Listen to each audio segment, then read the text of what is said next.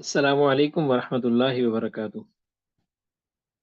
अज़ीज़ तलबा किराम, अल्लाह रब्बुल इज़्ज़त के फजल व करम से उम्मीद है कि इंशाअल्लाह आप खैर वफ़ियत से होंगे।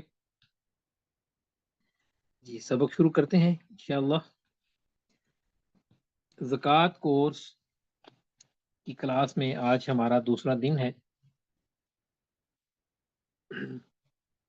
और आज हम इंशाअल्लाह सबक नंबर 2 पढ़ेंगे।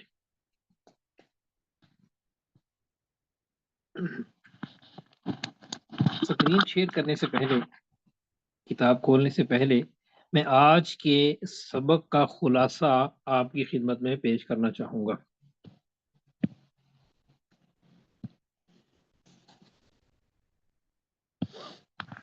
ज़कात कोर्स के सबक नंबर 2 में आज हमने 4 चीज़ें पढ़नी हैं इंशाअल्लाह। इन 4 चीज़ों के नाम याद कर लीजिए। सबसे पहले हम पढ़ेंगे कि साहिबे निसाब, निसाब और साहिबे निसाब क्या होता है। हमने कल माल की शरायत में पढ़ा था ना कि वो निसाब जो माल की वो माल जो निसाब की हद को पहुंच जाए उस पर ज़कात होती है। हमने ज़कात की तारीफ में भी पढ़ा था कि जब माल पर कुछ खास शराइत पाई जाएं, उन शराइत में से एक शर्त ये भी है कि जब माल एक खास हद तक पहुंच जाए, उस हद को फिक़्ह इस्लामी की इस्तिलाह में निसाब कहा जाता है। निसाब। और उस माल के मालिक को, उतने माल के मालिक को साहिबे निसाब कहा जाता है। एक तो हम ये पढ़ेंगे। दूसरा, आज के सबक की जो जान है, रीढ़ की हड्डी है जो, वो है जनाब, हम ज़कात का हिसाब लगाना पड़ेंगे। ज़कात का हिसाब कैसे करना है? ज़कात का हिसाब कैसे करना है? ज़कात फॉर्म कैसे फिल करना है? यूँ समझें, ज़कात फॉर्म कैसे फिल करना है? ये हमने एक फॉर्म तैयार किया है, जिस फॉर्म में आप अपनी एंट्रीज करने के बाद आप अपनी ज़कात की कैलकुलेशन बड़ी आसानी से कर सकते हैं। इस फॉर्म को हम थोड़ा सा समझेंगे। तीसरी चीज़ जो आज के सबक में हमने समझनी है मुख्तसर सा, वो ये कि ज़कात का महीना कौन सा है, किस महीने में आपने ज़कात देनी होती है। चौथी चीज़ हमने इंशाअल्लाह पढ़नी है ज़ेवरात, जो ख़वातीन के इस्तेमाली ज़ेवरात होते हैं उन पर ज़कात।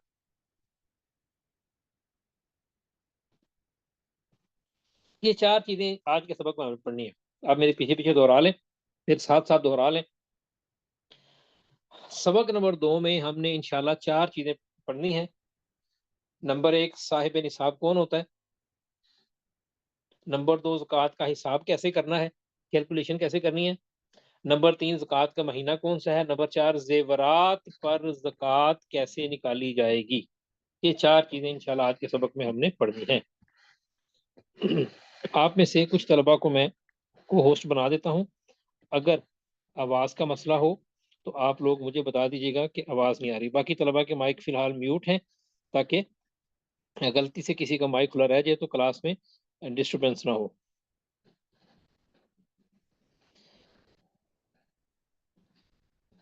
भाई राहिश उज़ैर और भाई ज़ियाउर रहमान, आप दोनों को होस्ट बना दिया है। तो इस तरह कराम ये चीज़ें हम इंशाल्लाह पढ़ेंगे। तो सबसे पहला पॉइंट क्या है कि साहिबे निसाब कौन होता है। तो कल हम पढ़ चुके हैं कि ज़कात बुनियादी तौर पे कितनी चीज़ों पर वाजिब होती है। कोई तालिब इल्म बताएंगे हमें? हैंड रेज कर लें, मैं पूछ लेता हूँ। मैं कहूँ जी, ज़कात कितनी किस्म की चीज़ों पर वाजिब होती है? कोई तालिब इल्म बताएं। जी मोहम्मद आमिर, आप बताएं। सोना चांदी और पैसे। जी चार मोहम्मद, चीजों पर। जी मोहम्मद जकरिया आप, जी कासिम आप बताएं। जी 4 चीजों पर उस्ताद जी तो ज़कात उस्ताद वाजिब है। जी आपने चांदी, 10 चीजों पर नकदी बताई और थी माल। उस्ताद जी आपने। नहीं नहीं, 10 शर्तें बताई थी बेटा, क्या? चीजें 4 हैं। जी जी जी। मोहम्मद अच्छा जकरिया अच्छा आप ठीक बताएं। है। जी उस्ताद जी मैं ही बोल रहा हूँ। जी आप जी बोले।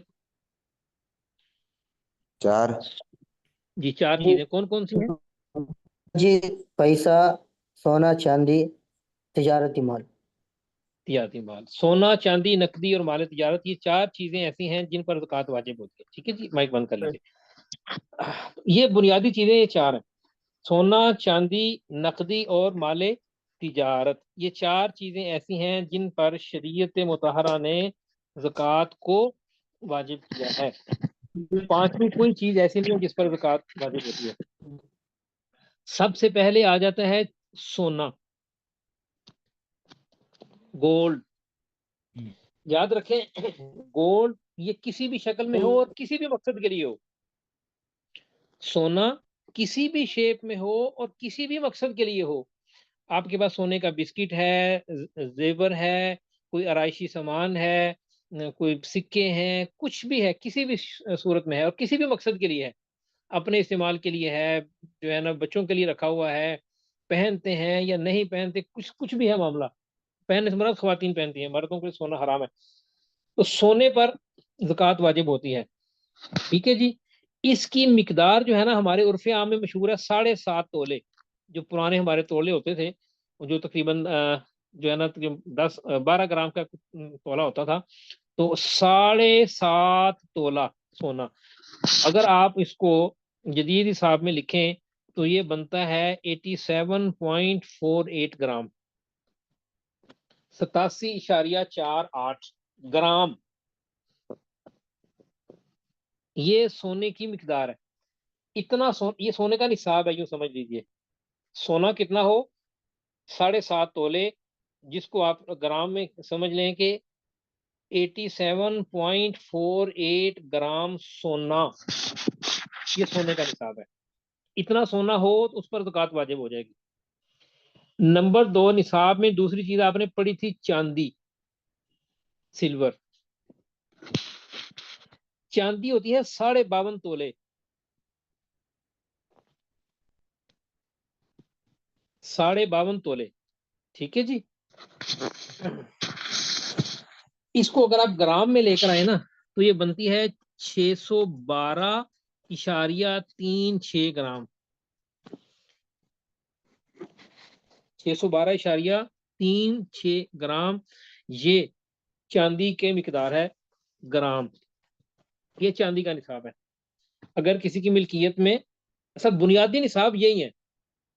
जो सोने का, जो ज़कात का मायार है ना, मायार पैमाना, वो ये है। सोना हो तो 7.5 तोले हो, चांदी हो तो 52.5 तोले हो। ग्राम में बात करें तो सोना होता है 87.48 ग्राम और चांदी होती है 612.37 ग्राम। ये सोने और चांदी का निसाब है। अगर किसी के पास 7.5 तोले सोना हो तो भी ज़कात वाजिब है, या उसके पास 52.5 तोले चांदी है, 612.36 ग्राम, 36 ग्राम चांदी उसके पास मौजूद हो, तब भी उसका ज़कात वाजिब होती है। ये सोने और चांदी का हो गया। अब तीसरे नंबर पर कौन सी चीज है जी? तीसरे नंबर पर कौन सी चीज है? नकदी, कैश। नकदी या कैश, नकदी या कैश। नकदी या कैश कितना हो? जहरमान, आवाज ठीक आ रही है? जी आ रही है उस्ताद जी। जी सही। नकदी या कैश कितना हो जनाब? ये जो आपने जो है ना सोना पड़ा कितना, 87.48 ग्राम, और चांदी आपने पड़ी 612.36 ग्राम चांदी। ठीक है जी। इनकी जो कीमत बनती है ना, इनकी जो कीमत बनती है, उतना कैश आपके पास मौजूद हो, उतना कैश मौजूद हो, तो तब भी आप पर ज़कात वाजिब हो जाती है। अब यहाँ पर एक ज़हन में सवाल पैदा होता है कि 7.5 तोले सोने की कीमत तो बहुत ज्यादा बनती है। अब 3 लाख के करीब तोला पाकिस्तान में पहुंचा हुआ है, तो ये तो तकरीबन जाकर कोई 21-22 लाख के करीब पहुंचेगी, 22 लाख से भी ऊपर चली जाएगी। और चांदी जो है ना वो 612 ग्राम चांदी है, तो बहुत थोड़े पैसों में तकरीबन ये 2.25 लाख में बन जाती है। बहुत ज्यादा डिफरेंस है। ये असल में सोने और चांदी का फर्क क्यों आया? ये जो जदीद निज़ाम मैशत है दुनिया का, इसके पीछे जो जदीद बैंकिंग सिस्टम है, इसके पीछे जो यहूदी साजिशें थी, वो सारी चीजें हम उस पर बहस नहीं करते। उसके लिए आपको आलिम कोर्स में रहना पड़ेगा। हम सिर्फ यहाँ पर आपको मसाइल बता रहे हैं, दलाइल की तरफ और इसके फलसफे की तरफ नहीं जा रहे। तो खैर, सोने की कीमत हो या चांदी की कीमत पूरी हो जाए, जिसकी भी कीमत पहले पूरी हो जाए तो ज़कात वाजिब हो जाएगी। अब चूंकि सोने की कीमत बहुत आगे जाके पूरी होती है और चांदी की कीमत जल्दी पूरी हो जाती है, तो खैर जो भी हो उस पर ज़कात वाजिब हो जाएगी। सोने जितने पैसे हों या चांदी जितने पैसे हों तब भी हो जाएंगे। या अगर चौथे नंबर पर आपने क्या पढ़ा था,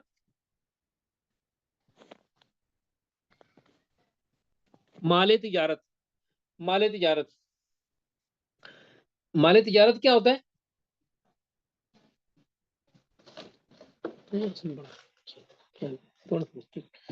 मोबाइल आ जाए थोड़ा सा बड़ा। तो माले तिजारत से क्या मुराद है? तो आप जानते हैं जो चीज सेल परचेज करी होती है, रखी होती है, वो माले तिजारत कहते हैं उसे। अच्छा, माले तिजारत की मिकदार कितनी होनी चाहिए? वो भी यही है कि 7.5 तोले सोना या 52.5 तोले चांदी की कीमत के बराबर। अगर माले तिजारत की भी उतनी ही वैल्यू, उतनी वैल्यू का, उतनी कीमत का माले तिजारत हो, तब भी ज़कात वाजिब हो जाती है। ठीक है जी, ये 4 चीजें समझ लें आप। तो बुनियाद असल में क्या है, जो मनसूस है, जो हदीस पाक में मौजूद है, वो कितनी चीजें हैं? 2। कौन कौन सी? 52.5 तोले चांदी और 7.5 तोले सोना। ये दोनों चीजें मायार हैं, पैमाना है ज़कात के वाजिब होने का। इनमें से जो भी चीज हो, या अगर आप बात करते हैं कैश की, नकदी की या माले तिजारत की, तो वो 7.5 तोले सोने के बराबर हो या 52.5 तोले चांदी के बराबर हो, जिसके भी बराबर हो जाए उसकी वैल्यू, आपकी करेंसी की वैल्यू या आपके माल तिजारत की वैल्यू, इन दोनों में से एनी वन, किसी के इसके बराबर हो जाए या इसके बराबर हो जाए, ज़कात वाजिब हो जाएगी। इसकी मजीद तफसील आगे आ रही है इंशाल्लाह। यहाँ पर एक छोटी सी समझ लें, माल तिजारत से क्या मुराद है। चौथी चीज आपने क्या पढ़ी है ना, माल तिजारत। एक है माल तिजारत की वैल्यू क्या हो, इसकी वैल्यू कितनी होनी चाहिए? जी ज़ैरुमान आप बता दें, माल तिजारत की वैल्यू कितनी होनी चाहिए?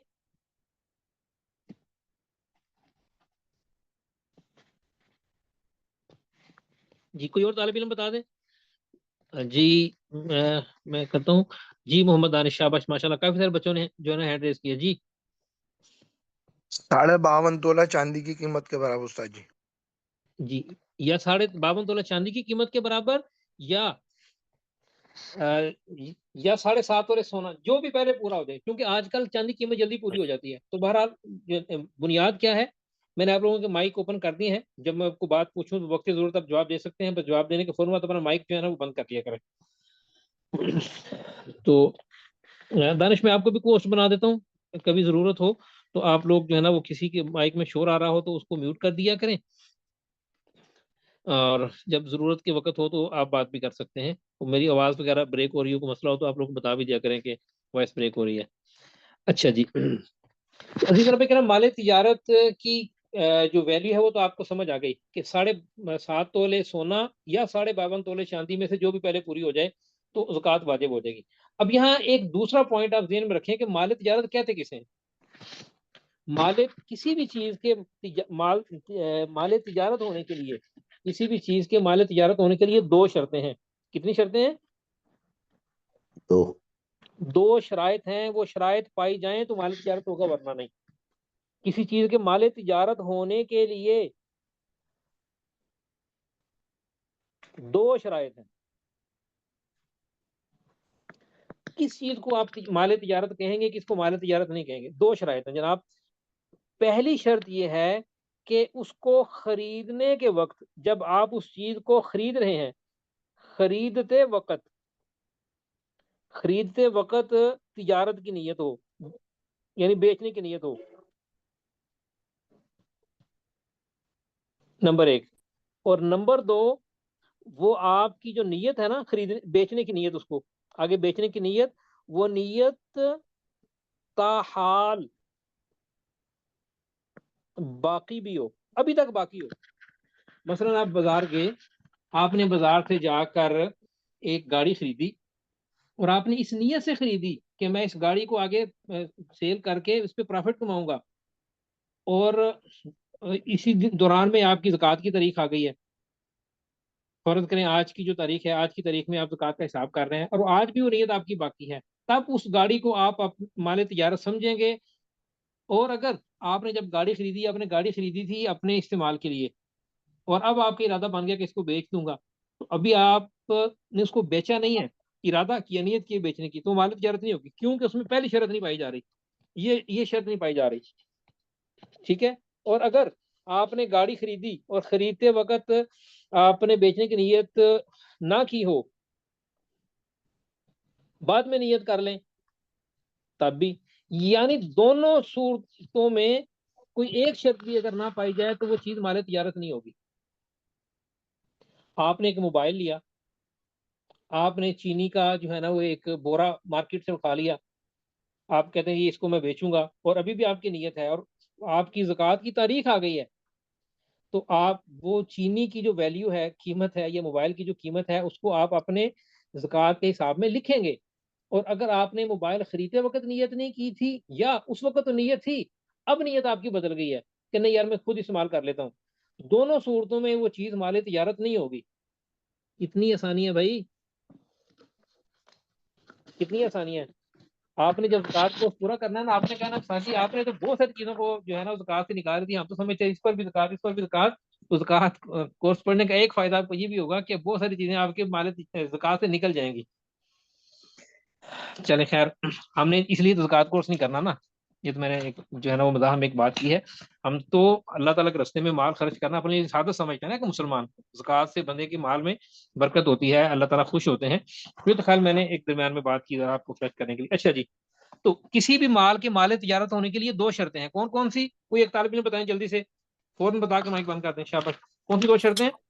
तिजारत की नियत है, वो नियत ताहाल बाकी भी रहे उस्ताद जी। हाँ जी, खरीदते वक्त भी नियत हो, और अब जब आपका हिसाब, ताहाल से मुराद है जब आपकी ज़कात की डेट आ गई है, जिस तारीख को आपने ज़कात का हिसाब करना है, उस तारीख तक भी आपकी नियत बाकी हो, तब वो माले तिजारत है, वरना माले तिजारत नहीं होगा।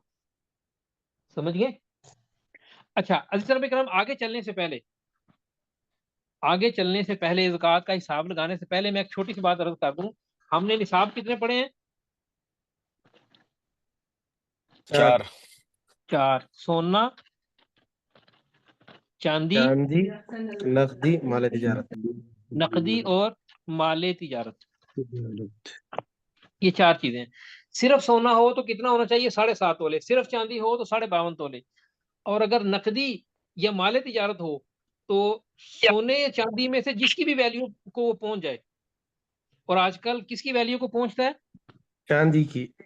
चांदी की वैल्यू को पहुंच जाता है फौरन ही, सोने की वैल्यू तो बहुत देर चलती है। अच्छा,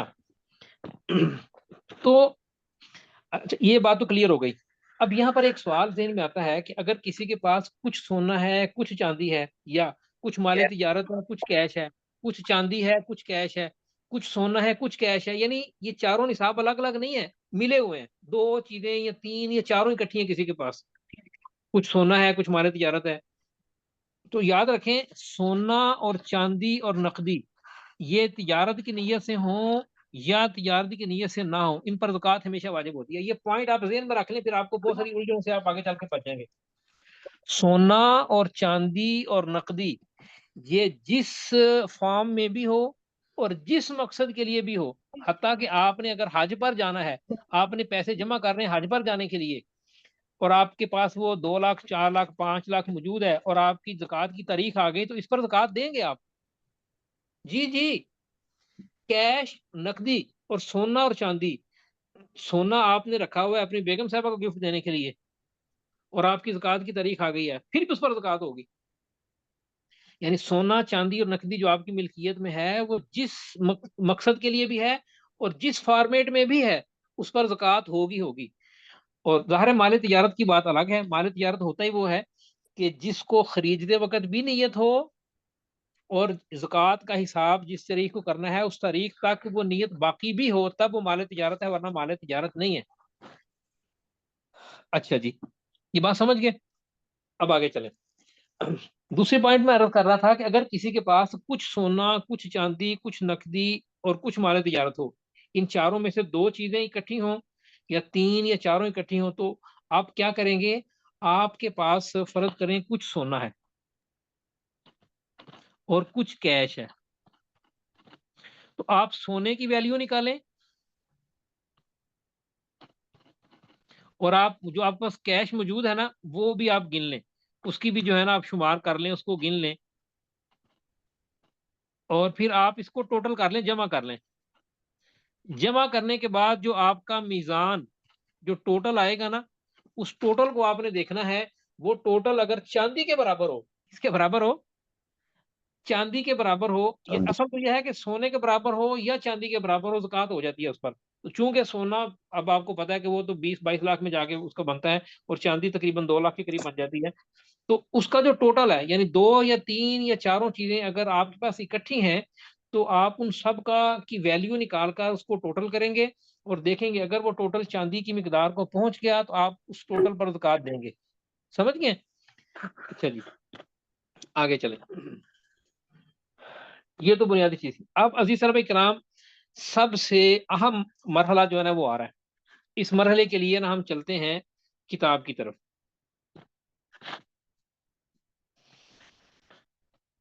इन चीजों को अच्छी तरह समझ लें, ये बड़ी अहम और बहुत की पॉइंट है। ये पूरे ज़कात कोर्स की समझेंगे रीढ़ की हड्डी है ये। जो अभी हम सबक पढ़ने वाले हैं, इसको बड़ी तवज्जो से आप पढ़ें। अच्छा जी, ज़कात का हिसाब कैसे करना है? ज़कात का हिसाब आपने ऐसे करना है जी। आपने ना अपने पास अपनी ज़कात का हिसाब, जो तारीख, सबसे पहले तो आपने तारीख तय करनी है ना। तारीख तय करनी है आपने कि मैंने किस तारीख को ज़कात देनी है। उस तारीख को आप बैठ करना कागज पेंसिल ले लें और बैठ कर हिसाब करें। और दो चीजें आपके पास जो है ना वो आपने लिखनी है अलग अलग कॉलम में। एक कागज पर आपने लिखना है कि आपके पास काबिल ज़कात माल कौन से हैं। माल या असासा जात। माल से मुराद नकदी, कैश, और असासा जात जो भी आपके पास प्लॉट है, गाड़ी है, या दुकान पे स्टॉक पड़ा हुआ है, ये सारी चीजें असासा जात में शामिल होती हैं। ये आपने एक, नंबर एक। और नंबर दो आपने चीजें लिखनी है मालियाती जिम्मेदारियां। ये मालियाती जिम्मेदारियां वो है जिसको कल हमने पढ़ा था। क्या कहा था हमने, ये क्या होता है, याद है किसी को? कर्ज वगैरह उस्ताद जी। दैन, दैन, हाँ जी, कर्ज और दैन देन वगैरह। दैन, ये मालिया जिम्मे दैन होती हैं। ये क्या है अभी आपको समझ आ जाएगी इंशाल्लाह। तो जनाब सबसे पहले आपने ये देखना है कि कौन कौन सी चीजें हैं जिन पर ज़कात होती है। इसको आपने खुलासा तो पढ़ लिया है, उसकी तशरीह अब आप पढ़ने वाले हैं। एक एक चीज देखते जाएं। नंबर एक, सोना और चांदी, ये किसी भी शक्ल में हो और किसी भी मकसद के लिए हो, इनके अंदर कोई जो खोट है उसको निकाल लें। और इसमें अगर कोई नगीना, कोई इसमें स्टोन, कोई इसमें जो है ना वो डायमंड वगैरह लगा हुआ है, उसको निकाल लें। उस पर ज़कात नहीं है, उस डायमंड पे, स्टोन पे ज़कात नहीं है। बल्कि जो सोने की एक्चुअल वैल्यू वो निकालें। और इसका आसान हिसाब होता है कि देखें, जो खालिस सोना होता है वो होता है 24 कैरेट, 24 कैरेट में खालिस सोना होता है। लेकिन खालिस सोना इतना नरम होता है कि उससे जेवर बन नहीं सकता। उसके अंदर ना कुछ चीजें शामिल करते हैं, तांबा, कुछ और चीजें शामिल करने के बाद ना उसको थोड़ा सा हार्ड करते हैं, फिर उसे बनाते हैं। वो जितनी ज्यादा मिकदार में शामिल होना, उससे सोने के कैरेट बनते हैं। अच्छा, सबसे अच्छा जेवर समझा जाता है 22 कैरेट, 22 कैरेट। और फिर उससे नीचे 21 कैरेट, और बाकी बनाने वाले तो 19 कैरेट में भी बना देते हैं।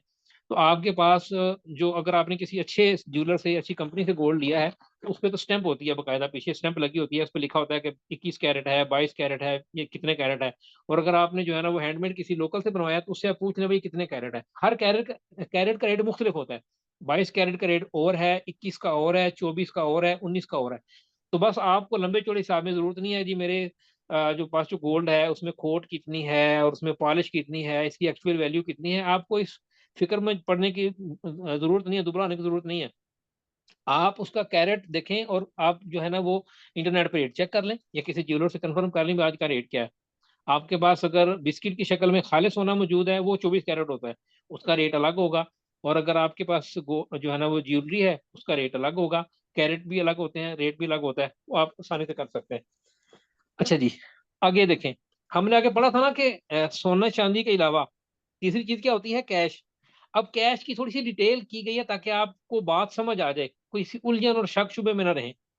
जनाब अली, घर में, या घर में आपने छुपा के रखी हुई है, ठीक है, मैट्रेस के कवर में डाल के या तकिए के गिलाफ में डाल के छुपा के आपने रखी हुई है, या आपने लॉकर में रखी हुई है, या आपने अपनी जेब में, अपने कैश में रखी हुई है, ये सारी रकम आपने टोटल में शामिल करनी है।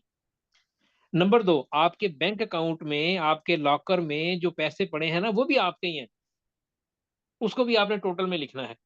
नंबर 3, आपके पास जितनी भी करेंसी मौजूद है गैर मुल्की, डॉलर हैं, रियाल हैं, दिरहम हैं, उनकी रुपए में वैल्यू निकाल लें।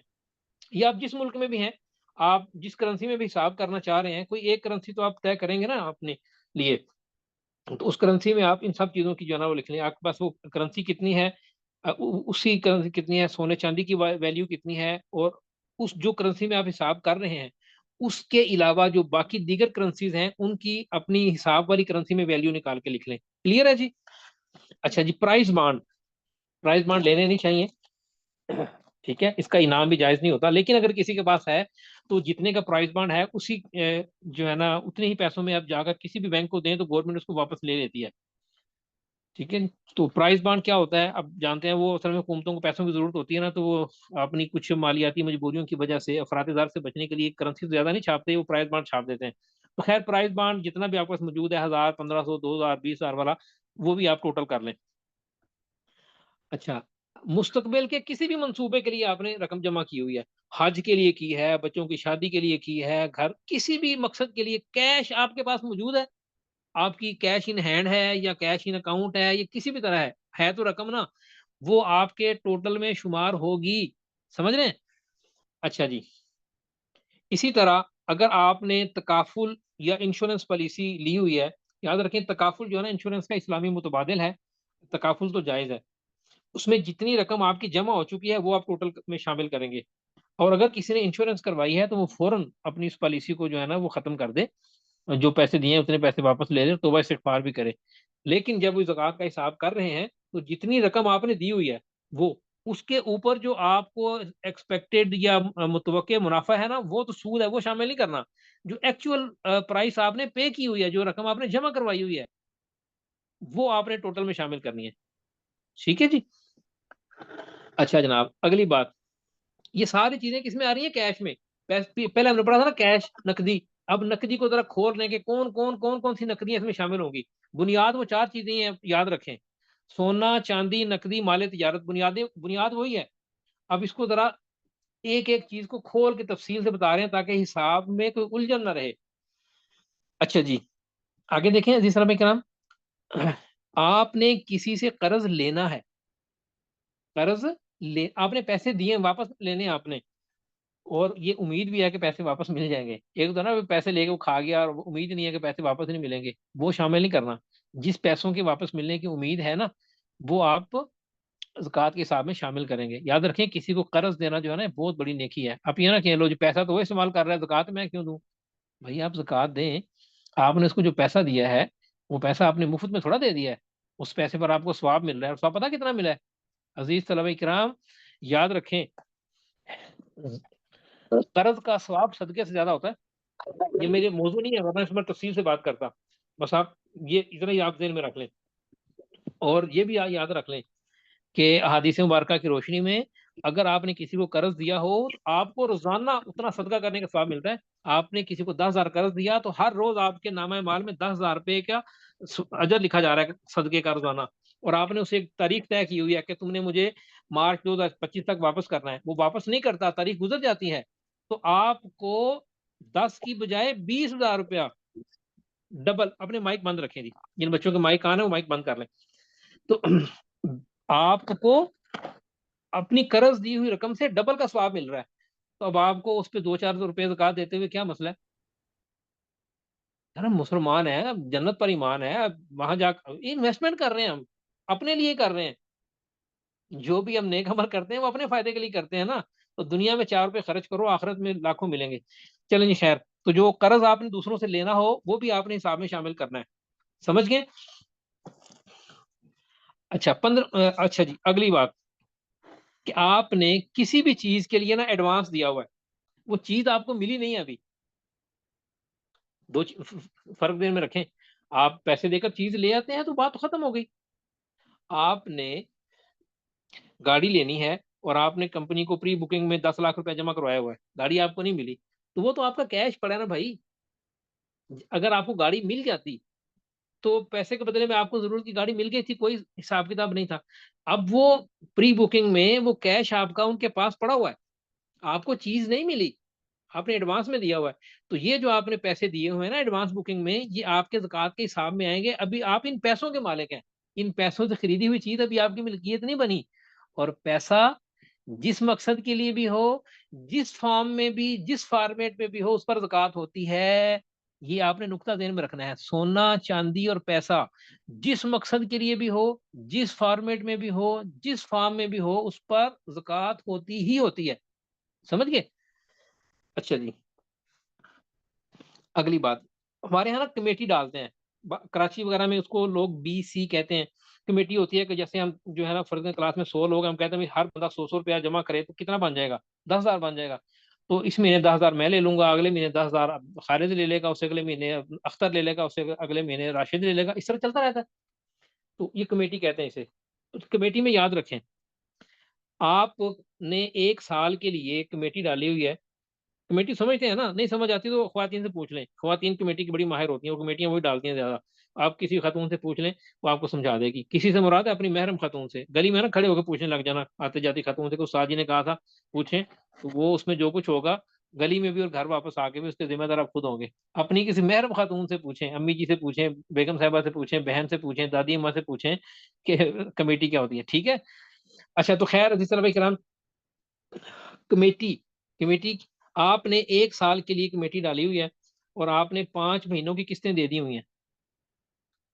आप 5,000 दे चुके हैं ना, तो वो 5,000 आपका ही है ना, जमा है वहां पर, वो आपके दुकान के हिसाब में आएगा। समझ गए? इसमें इसका एक उलट भी बनता है कि कमेटी निकल गई, आपने मसलन पहला महीना था, पहले महीने में मैंने कमेटी ले ली, मुझे कितने पैसे मिलेंगे? 12,000। ठीक है जी, 12 लोग हैं ना, सब ने 1,000 महीने का देना होता है। तो मैं पहले महीने 12,000 ले लिया मैंने, 1,000 मेरा था, 11,000 लोगों का था, मैंने 12,000 लेकर जो है ना वो साइकिल ले ली और साइकिल चला रहा हूँ। अब जो बाकी 11,000 है वो कहाँ है? वो मेरे ऊपर कर्जा है कि नहीं? कर्जा है ना, वो मैंने लोगों को हर महीने 1,000 करके वापस करना है, वो अब आगे आ रहा है माली जिम्मेदारियों में। तो जो कमेटी आपकी निकल चुकी हो, उसकी जो बाकी किस्तें पेंडिंग हो ना, वो आगे आ रही हैं, मैंने यहाँ पर बात कर दी है। चलें, मजीद तफसील आगे आ जाएगी इंशाल्लाह। इसी तरह से सलमा इकराम, आपने कहीं इन्वेस्टमेंट की है, सरमायाकारी की है, मुजारबत की है। मुजारबत का मतलब होता है 2 लोग मिलकर जो है, एक आदमी पैसे देता है और दूसरा काम करता है, इसे कहते हैं मुजारबत। ठीक है जी, अलिफ का पैसा और बा काम कर रहा है, मुजारबत है। और शराकत कहते हैं कि अलिफ और बा दोनों मिलकर काम कर रहे हैं, दोनों ने पैसा लगाया, दोनों टाइम भी दे रहे हैं, इसको शराकत कहते हैं। मजीद तफसीलात आलिम कोर्स में आप पढ़ सकते हैं इंशाल्लाह। तो बाकी मुजारबत और शराकत तकरीबन हर लोगों को पता ही होता है। जिनको नहीं भी पता होता वो जब जिंदगी में एक आध दफा कहीं सब्ज बाग के खाने में फंस जाते हैं, फिर खुद ही पता चल जाता है कि मुजारबत शराकत होती क्या है। अच्छा जी, आगे देखें। अगर किसी के पास कोई शेयर्स हैं किसी कंपनी के, या कोई सेविंग सर्टिफिकेट्स हैं, या NIT यूनिट्स हैं, ये जितनी भी चीजें लिखी हुई है ना, ये प्रोविडेंट फंड की जो रकम वसूल कर चुके हैं, ये मुख्तलिफ इदारों में, मुख्तलिफ मुल्कों में, मुख्तलिफ उसमें जो है ना वो चीजें होती हैं। तो आप इसको अपने किसी मकामी आलिम से पूछ सकते हैं। अगर आप पाकिस्तान के नहीं है, किसी और मुल्क के हैं, तो अपने मकामी उलमा से पूछ सकते हैं कि कौन कौन सी चीजें इसमें शामिल हैं। ये सारी चीजें भी ज़कात के हिसाब में आएंगी, इन सब पर भी ज़कात होगी।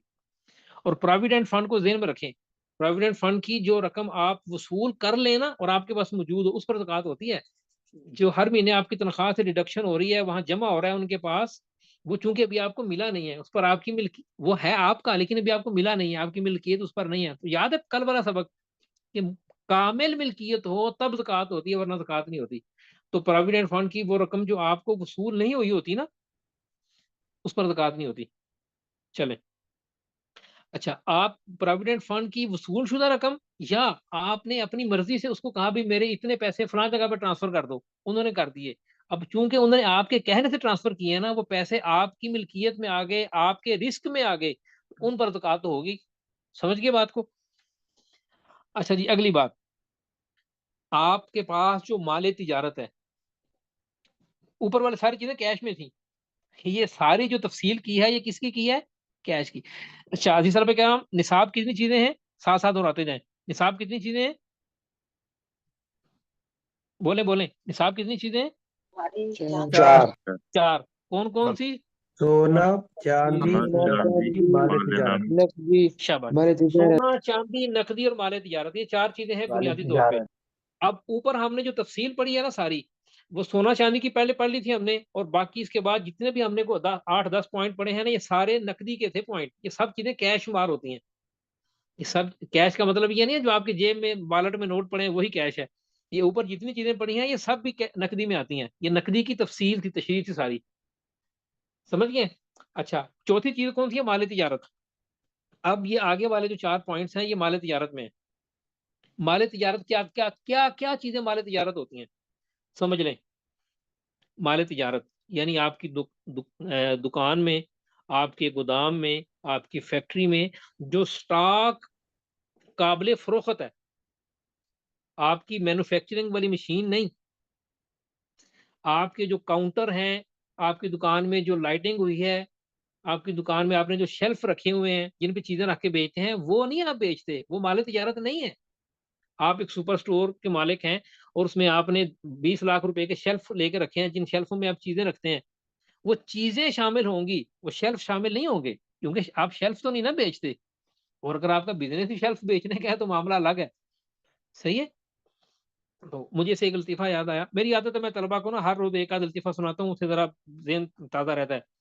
तो जो ना एक आदमी था, वो रोजाना बॉर्डर क्रॉस करता था, यूरोप के इस मुल्क में बॉर्डर क्रॉस करता था, और उसके बारे में शिकायत आई कि ये ना स्मगलर है। वो रोजाना बॉर्डर क्रॉस करता था, पुलिस वाले रोज उसकी गाड़ी की तलाशी लेते थे, कुछ भी नहीं मिलता था।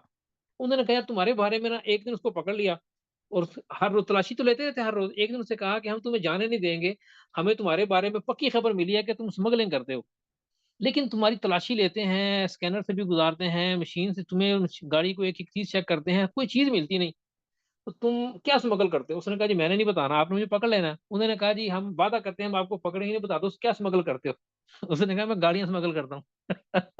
हर रोज एक गाड़ी स्मगल करता हूँ, और आप उस गाड़ी को तलाश कर रहे होते हैं, गाड़ी के अंदर तलाशी ले रहे होते हैं कि गाड़ी में सामान कौन स्मगल कर रहा है। तो मैं तो खुद गाड़ी ही स्मगल करता हूँ, ठीक है। तो मैं इसे अर्ज कर रहा हूँ कि आपकी दुकान में जो शेल्फ पड़े हुए हैं, वो शेल्फ जो है ना वो माल तिजारत नहीं है। लेकिन अगर आप तिजारत ही शेल्फ की करते हैं तो फिर तो जाहिर है शेल्फ माल तिजारत होंगे। अच्छा जी, चले खैर आगे चलें।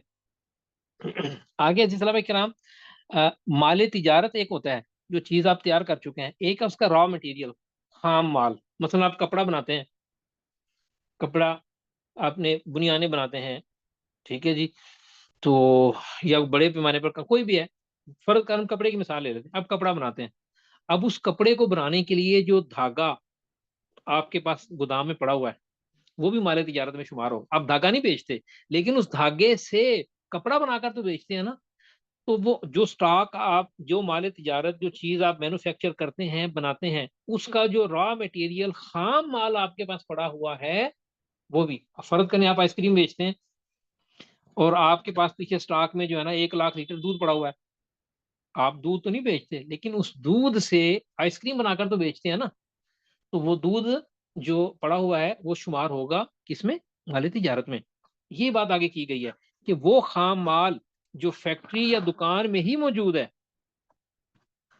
वो खाम माल जो फैक्ट्री में मौजूद है या दुकान में मौजूद है, ये खाम माल, ठीक है जी, उसकी कीमत ये भी किसमें शुमार होगी?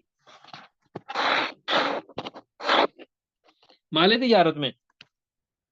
अच्छा आगे देखें जी, अगर कोई आदमी है, वो आदमी, उस आदमी के पास जो है ना कुछ माल था, उसने वो माल किसी को दिया और कैश नहीं लिया, बार्टर सिस्टम किया, माल के बदले माल उठा लिया, ठीक है जी। तो वो जो चीजें हैं ना, वो भी किसमें शुमार होंगी? बोले किसमें शुमार होंगी? माल तिजारत माल में। तिजारत। तिजारत मसलन में। जो है ना, एक आदमी कपड़ा बेचता है, उसने किसी धागे वाले को कपड़े का थान दिया और उससे जो है ना धागा उठा लिया उसके बदले में, कैश नहीं लिया, धागा उठा लिया उसके बदले में। तो जो धागा उठाया ना उसने, उससे उस धागे की जो वैल्यू है उस पर भी ज़कात होगी। या उसने स्टॉक तो दे दिया लेकिन पैसे लिए नहीं, तो वो पैसे भी इसने लेने तो है ना उससे, काबिल वसूल रकम है जो नीचे लिखी हुई है, काबिल वसूल रकम। ये भी किसमें शुमार होगी? माल तिजारत में, ठीक है। चौथा और आखिरी पॉइंट इसी तरह में किसी आदमी ने फरोख्त करने की नीयत से, किसकी नीयत से? फरोख्त करने की नीयत से कोई प्लाट खरीदा, कोई दुकान खरीदी या जमीन खरीदी हो, याद रखें, फरोख्त करने की नीयत से जो है ना वो खरीदी हो, और वो नीयत अभी तक बाकी भी हो, तो आप वो प्लाट, वो घर, वो फ्लैट या वो दुकान की जो मौजूदा आज की मार्केट वैल्यू है वो भी अपने ज़कात के हिसाब में शामिल करेंगे। प्रॉपर्टी वगैरह की ज़कात इंशाल्लाह कल या परसों के सबक में मुस्तकिल आ रही है, वहां इस पर तफसील से हम बात करेंगे इंशाल्लाह। अच्छा, ये जो आज अभी मैंने जो चीजें आप खिदमत में अर्ज की हैं कि कौन कौन सी चीजें, कौन कौन सी चीजें इसमें शुमार होती हैं ज़कात के हिसाब में, इनमें से किसी तालिब इल्म को कोई बात समझ ना आई हो तो वो भी हैंड रेज करके सवाल पूछ सकते हैं, वरना हम आगे चलते हैं।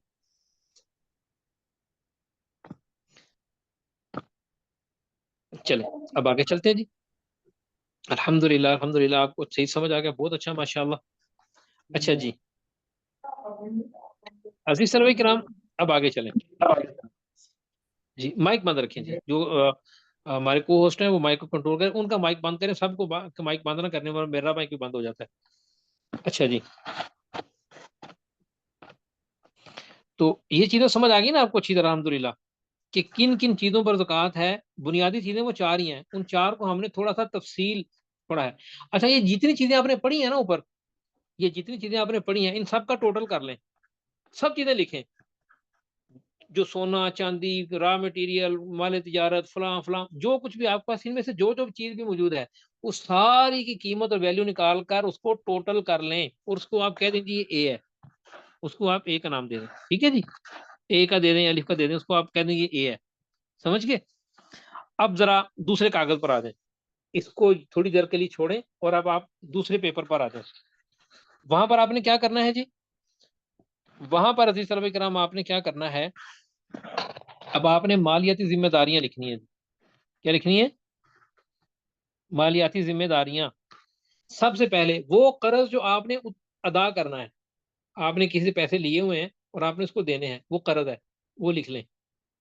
नंबर दो, आपने कोई चीज उधार ले ली है, आपने कोई चीज, वो वहां क्या था, एडवांस पैसे दिए हुए हैं, यहाँ था आपने चीज उधार खरीद ली है, किस्तों पर ली है या इकट्ठी ली है, भला उधार ली हुई है, उसके जो पैसे आपने देने हैं वो भी आप पर कर्ज ही है ना, आपकी मालियाती जिम्मेदारी है। तो हमारी शरीयत कहती है कि ना ना, इस बंदे की ये जो पैसे हैं ना, ये इसके टोटल में से माइनस करो, इस पर ज़कात नहीं है।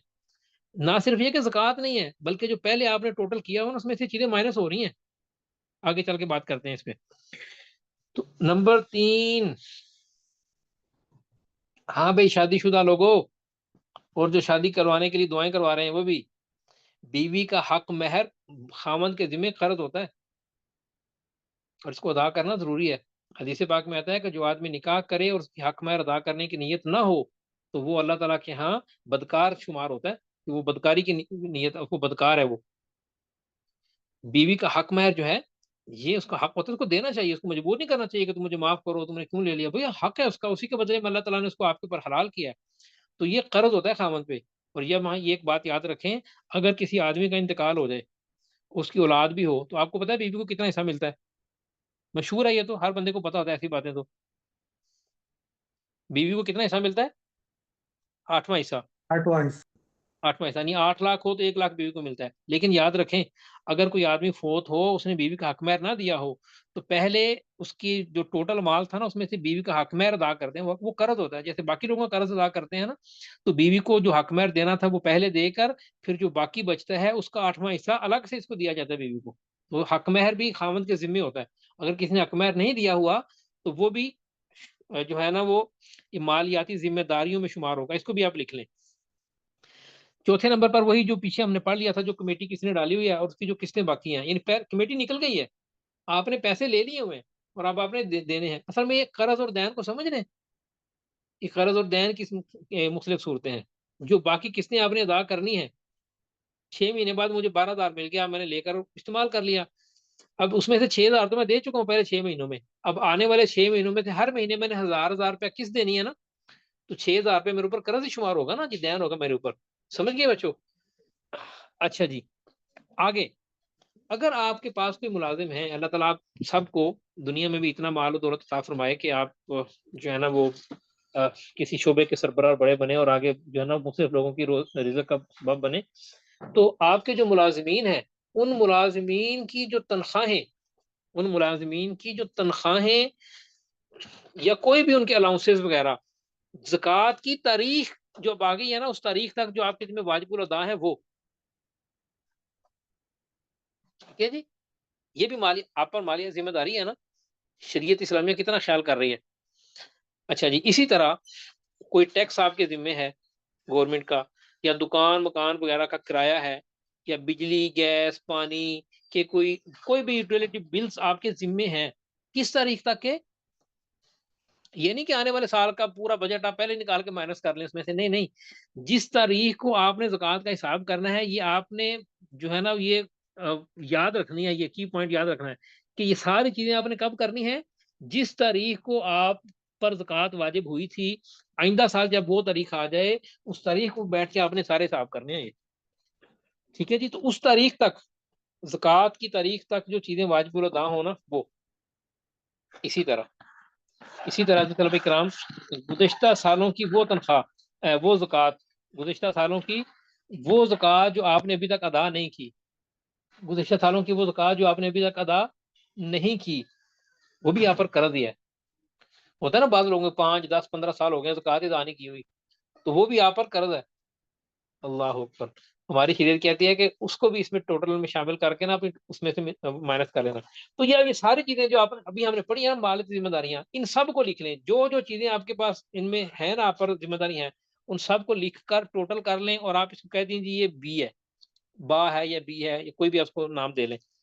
अब जो ऊपर आपने पढ़ा था ना, मालियाती जिम्मेदारियों से ऊपर वाले पहले कालम में जो आपने पढ़ा था, काबिल ज़कात अमवाल, वो काबिल ज़कात अमवाल का जो टोटल था, ठीक है जी, फर्ज करें काबिल ज़कात अमवाल का जो टोटल था ना, वो है जी फर्ज कर लें 20 लाख। कितनी आपके पास सोना चांदी माल तिजारत रॉ मटेरियल सारा मिलाकर कितना बन गया जी? आप कहते हैं जी बन गया 20 लाख,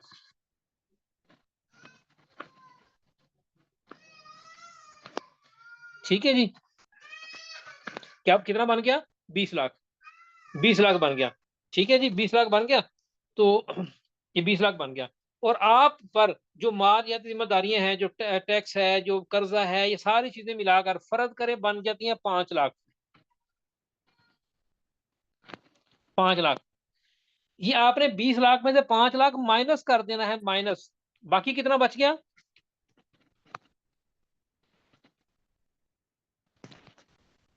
बाकी कितना बच गया जी? 15 लाख। आपने इस 15 लाख की ज़कात अदा करनी है, आपने इस 15 लाख पर ज़कात अदा करनी है। आपके पास फर्ज करें 20 लाख रुपए, मैं आसान करता हूं, आपके पास 20 लाख रुपए कैश मौजूद था और 5 लाख आपने कर्जा देना है। तो अब आपका 20 लाख कैश है, तो शरीयत ये नहीं कहती कि आप 20 लाख पर ज़कात अदा करें, नहीं भाई, इसमें जो कर्जा देना है वो माइनस कर दें, वो मिनहा कर दें, बाकी कितना रहेगा? 15 लाख। 15 लाख पर ज़कात अदा करनी है। और इसमें ज़कात कैसे अदा करते हैं? जो आपके पास जो टोटल ज़कात की रकम वाजिबुल अदा जो काबिल ज़कात रकम बनती है ना, उसका हिसाब करने का आसान तरीका होता है। क्या तरीका होता है? बोले 40 से तकसीम करना। 40वां जी। हिस्सा या उसको 2.5%। हाँ जी, उसको 40 पर आप डिवाइड कर दें, तकसीम कर दें, 40 पर तकसीम कर दें, जवाब निकल आएगा। सिंपल है, कैलकुलेटर हर एक के पास मौजूद है।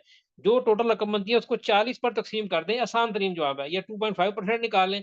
अगर आप जो है ना वो, असल में बंदा जो जितना पढ़ता जाता है ना, उसको ज्यादा मुश्किल चीजें आसान लगती हैं, आसान चीजें मुश्किल लगती हैं।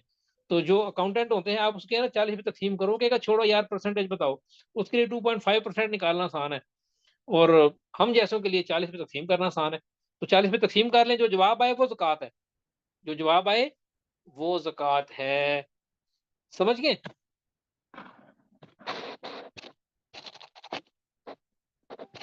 जी तलबे करम, समझ गए? जी उस्ताद जी समझ आ गई। अल्हम्दुलिल्लाह। अच्छा जी,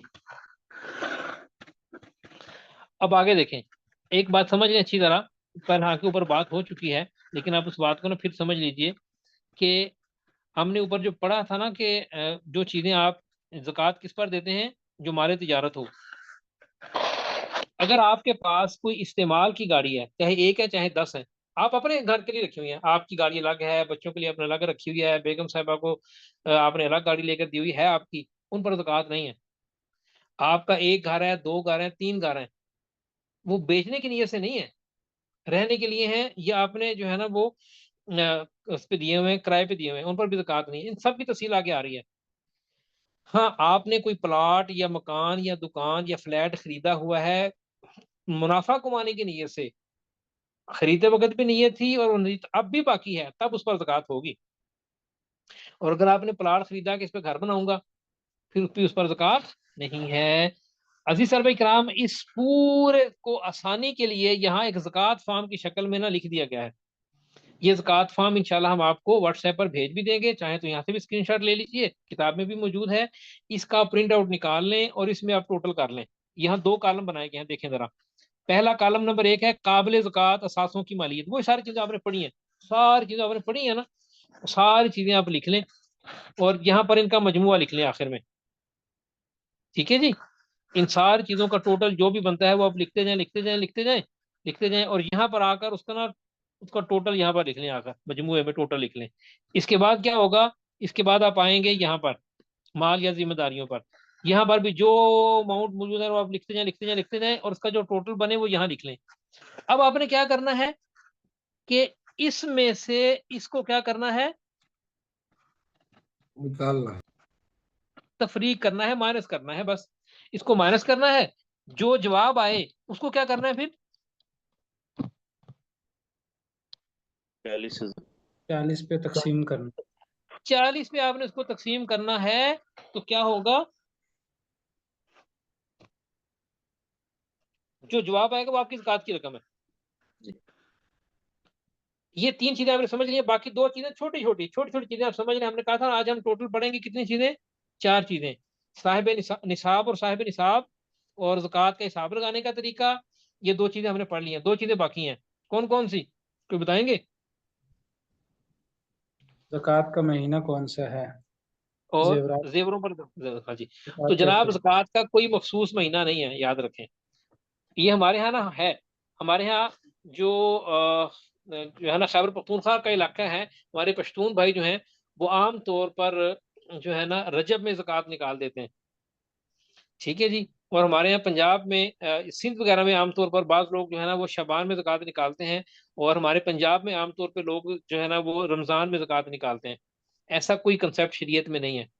असल चीज़ क्या है, जिस तरह भी कराम कल भी बात की थी, कि जिस तारीख को आप साहिब निसाब बने पहली बार, जिस तारीख को आपके पास या आपकी बेगम जिसके पास भी ज़कात का माल आया है, इतना इतना माल आ गया है जिस पर ज़कात वाजिब हो सके, इतना जिस पर ज़कात वाजिब हो सके,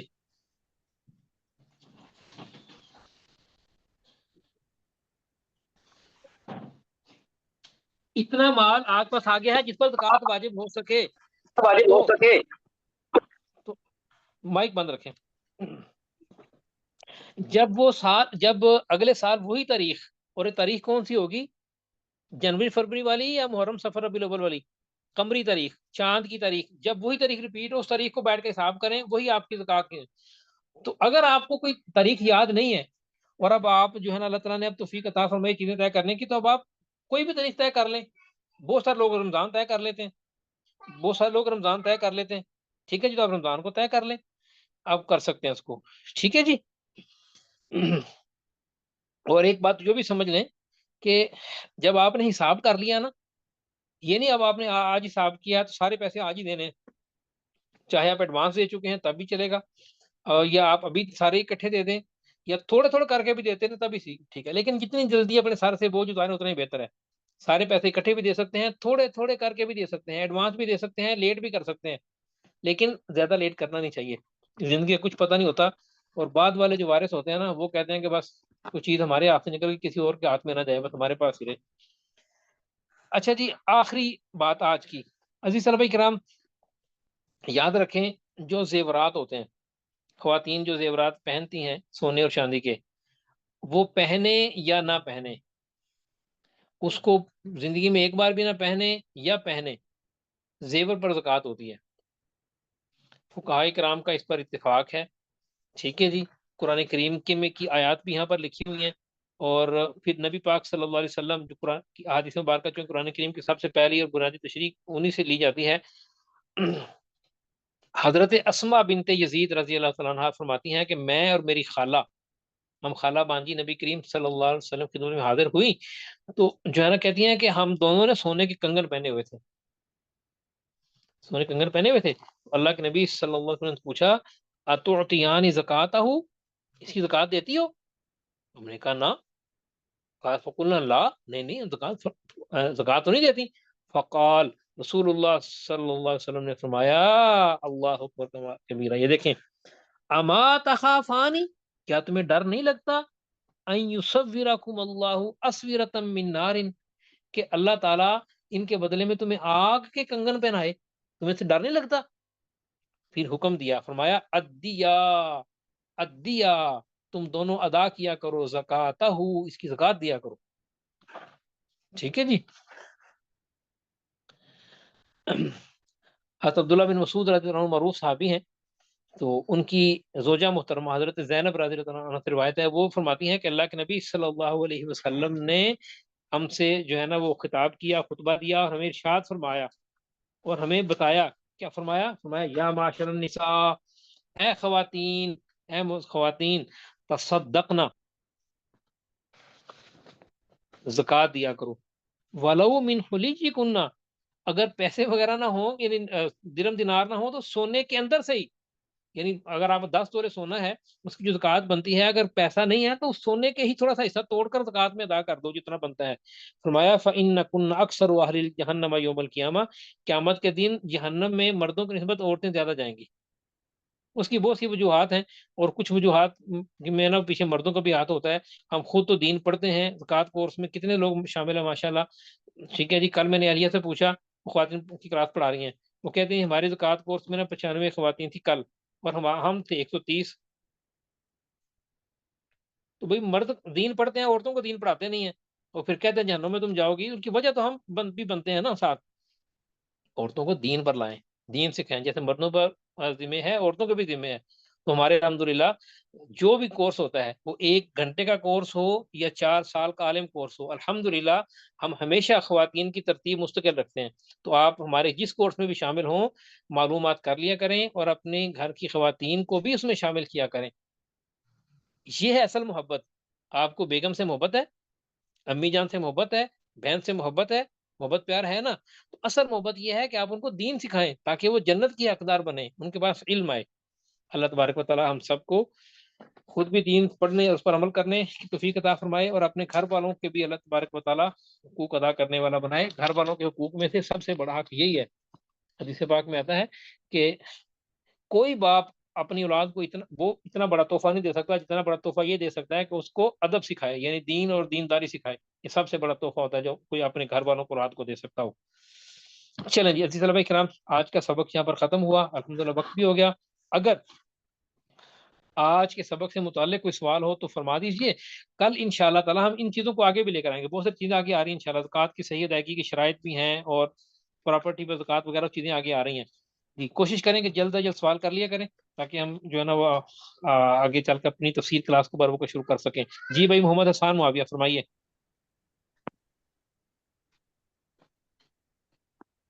मोहम्मद हसन मुआविया,